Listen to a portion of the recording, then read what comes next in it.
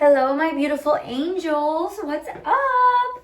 It's like 2 degrees outside, and I don't like it. I live in Florida. It should be hot. But then when it's hot, I'm like, it needs to be cold. And then it gets cold, and I'm like, no. I don't like this. So anyways, I just wanted to pop on really quickly and make a video. Happy almost Thanksgiving. Woo! I want to know what your plans are. I just wanted to pop in and just give you some love. I know I haven't been uploading videos as much as I typically like to, but you know what? Life happens, and I have a lot of really amazing updates for you guys. But let's just get into it. If you're new here, the reason why I started making these videos is because there's a pandemic of loneliness going on, and I don't like it. I want all my people to know, whether I know you personally or not, to know that you are not alone, that you are so loved, and that, you know what, life gets weird. Life gets weird, okay? But you're not alone. And you're going to have bad days. You're going to have, I want to move this. Is that better? No, it's worse. You're going to have bad days. You're going to have moments, but I just don't want you to give up and lose all hope because of that bad day or that bad moment. I remember experiencing a lot of really pivotal moments in my life. I remember doing a project in 7th grade, and she was like, I want you to pick out 5 of the best moments you've ever had in your life and 5 of the worst moments you've ever had in your life, and then I want you to rate them on a scale 1 through 10. And I was like, okay, sounds good. So I did it, and you'll notice, if you do this project, that life goes like this. Woo! Okay.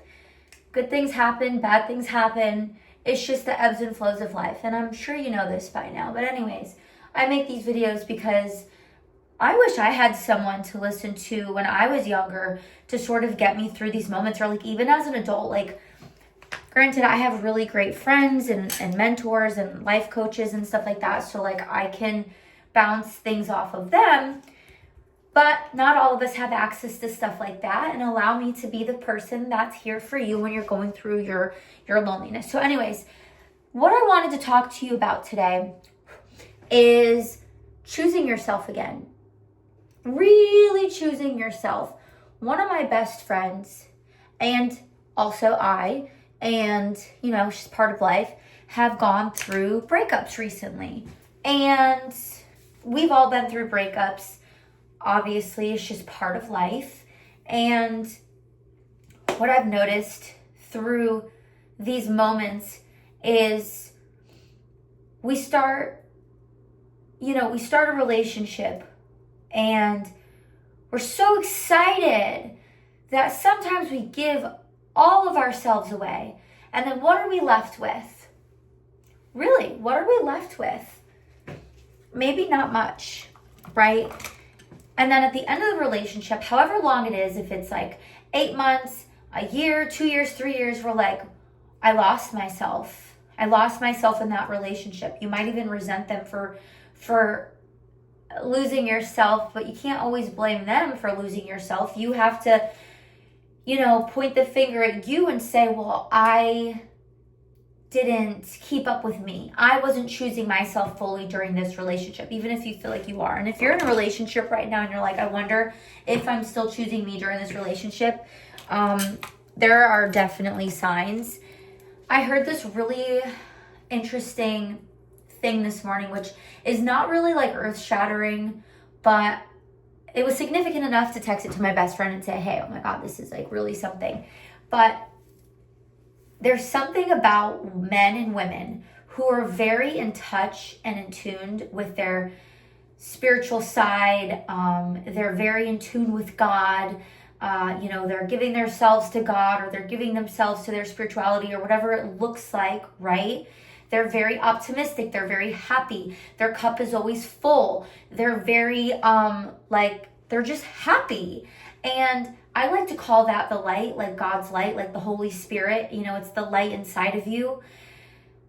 When you have that light inside of you, you shine brighter. And when you shine brighter, and when that's so part of who you are, your body becomes one with like your soul, right? Sometimes they're not always connected. And when that happens, you glow and you look younger. Like, look, I'm not trying to tell you my age. I'm sure you guys already know. But anyways, my friend is the same age as me. We go places and they'll be like, how old are you? And she'll tell them and they're like, you're absolutely lying. You look like you're like maybe 20, which is amazing. But she's so optimistic. She's so happy. She's so in touch with who she is. And literally, like, not even a whole 10 years ago, she didn't look like her age. She looked like, oh my God, I just took off the whole mirror in my bathroom. I just needed to freshen up because I have content I need to go make today. But I wanted to like come on here and talk with you guys really quickly. And is my room a mess? Yeah, but fine, it's whatever. Where do I want to go? In front of the mess? Where do I want to go? Let's go in the living room. So, anyways, 10 years ago, she didn't even look like, she's almost unrecognizable. She just, God, I don't know. I don't even know. I have no words, but I look at her now and I'm like, you look so good. And it's because she's so in tune with herself. She's not worried about giving her energy to somebody else. And if she is entertaining somebody, she has like boundaries. So choosing yourself looks like boundaries. It looks like setting the tone. It looks like having things in place, like a routine and a schedule and non-negotiables that like you're just not willing to give up. And that is such a big thing, because when you're in these relationships, whether it's a job, a person, a place, a thing, a family member, a friend, whatever it looks like, when you are in these commitments or you're giving your energy to these people, it's almost like they're sucking the light out of you. So be very cautious about people, places, things, and giving away too much of yourself, because I truly believe that's where that starts to happen, is when you're just like so invested in that other thing that you're not investing into yourself. And I say this all the time. I've been saying this like ever since I started making YouTube videos. My first life coach I've ever had me make a testimonial for his coaching company. And I remember saying, and I remember them asking me like, what would you tell other people that were interested in signing up? And it's so sad. They're not signing any more people up. I don't know why. It makes me like distraught to think about still. And I think it's been like a year and a half since they like closed the program down, RIP. But I remember saying, you'll never regret investing into yourself. And I meant that so much. Like at the time I invested into my life coach, this was in 2022. I was a single mom all by myself with my 2 boys. My business was doing okay. But I was still single, doing it on my own. And they wanted $5,000 for this program. And I thought that was like, I was like, what the hell? Like, you want me to give you $5,000? Whoa, I don't know. And they were like, well, that's what we want. And that's what this costs.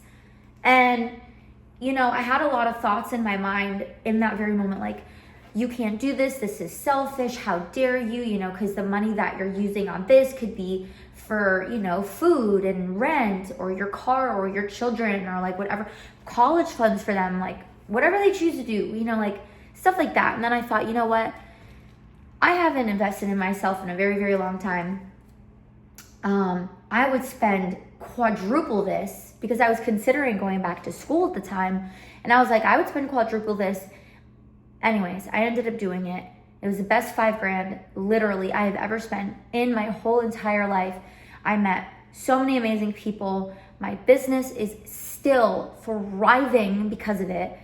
There's so many things that I look at differently now in my life because of that group, because I invested into that program.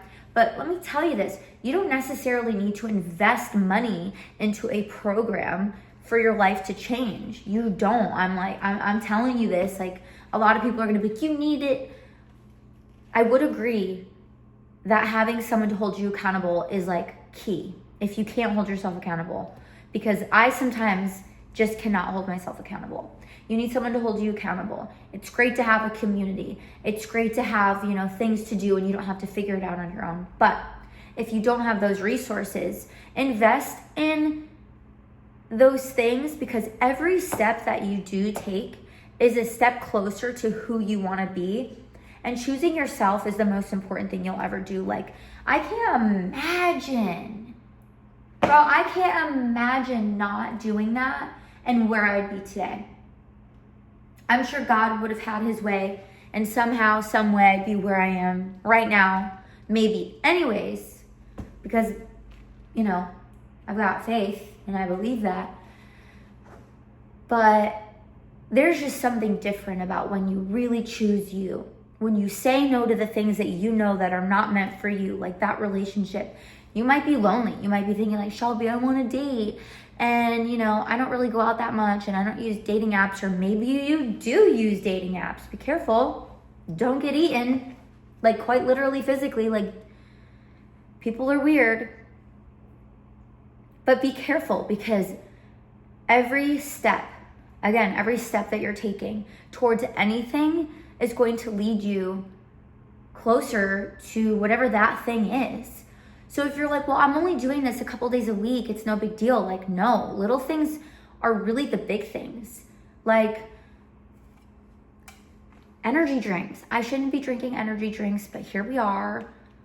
I might have taken 2 melatonins last night and I'm still half alive and I'm like, I need an energy drink. See, that's a really bad decision. Okay, but I'm talking about like drinking.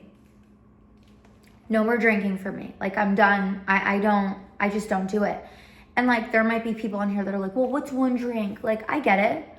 What's one drink over the course of your whole entire life? How many drinks does that equal up to? And that's poison you're putting into your body that you expect to be good for you for the rest of your life, or dating that guy or girl who is kind of a piece of poop and you're like, well, I just, whatever. You're missing out on your highest potential and your highest timeline and what God is trying to divinely give you if you are saying yes to the things that are not for you. And you're spam. Bro, how many spam calls do you get a day?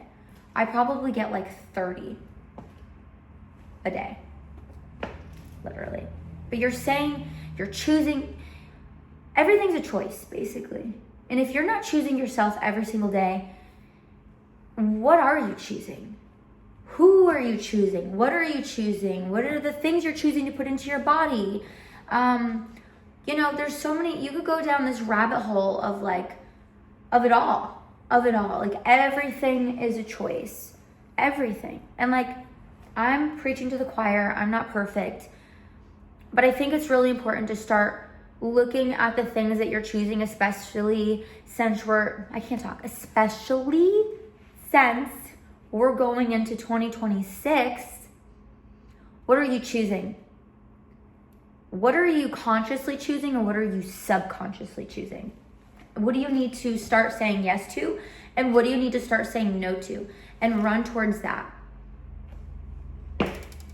Stop letting people, places, and things be your energy vampire and then wonder why life isn't going the way you want it to go, because it's not going to go the way you want it to go if you keep investing in things that make no sense.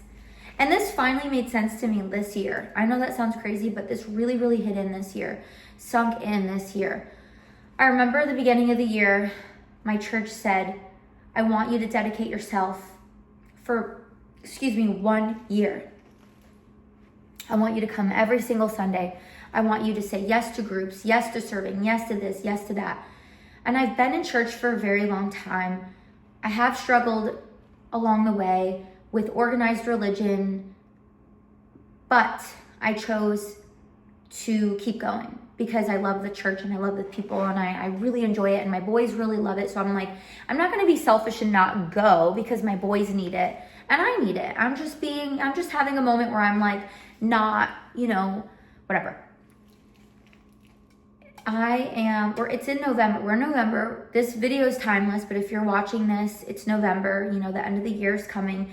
And I realized, like, oh my God, I've really given this my all. Like, I've gone to church for, I can't even tell you how long. Like, when I moved here in 2009, I was put in a private school. I didn't go to church then, but let's just say like college, like 2013. Have I gone religiously? No, but I've still, you know, taken it very seriously. This year I've taken it very, very, very serious again, and putting my kids in the classes. Now, this is amazing. I have always sat in the same spot, front left, every single time. My boys know every Sunday. Now they know it's the Lord's Day. We're getting up, we're getting our church clothes on. No one's crying about it. They're excited to go because there's a new group of young adults there and they're really cool and they call them Unc. And I'm like, look, it's cool to go to church. It's cool to be a man of God. It's cool to be a leader. It's cool to have morals and standards. It's cool to want to go to church class and, oh, okay, anyways. Coming! I wonder if that's Amazon. But anyways, stay true to yourself.